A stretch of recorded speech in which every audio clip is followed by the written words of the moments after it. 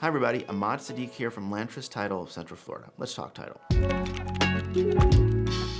Today, I wanted to talk about SB264, or what's better known as the new Foreign Buyer Affidavit. It's ultimately the statute that requires this affidavit restricts the ability of buyers from certain countries of concern from being able to purchase certain types of property here in the state of Florida. Ultimately, what the statute focuses on is not the buyer's nationality, but where the person or the entity is domiciled. So we're going to be looking at where they're from, not necessarily what their nationality or their citizenship is. And ultimately, the buyers from these certain countries of concerns are restricted from being able to purchase property that is within certain parameters, certain distance from a critical infrastructure, certain distance from military installation, and completely restricted from being able to purchase any kind of agricultural property here in the state of Florida. There is, however, a big exception that's going to allow real estate practitioners here in the state of Florida from being able to assist buyers in being able to purchase property. And ultimately what that is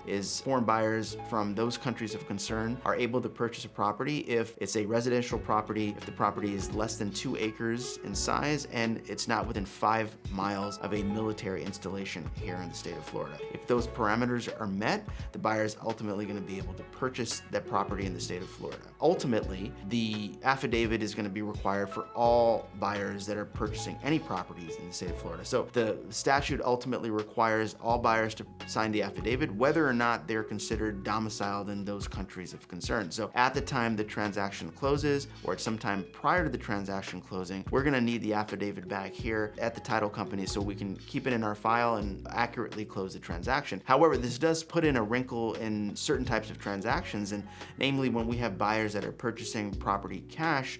Historically, we've been able to close those transactions using electronic platforms like DocuSign, and ultimately having the buyers close all of their transactions, sign all of their documents electronically and remotely if they wish.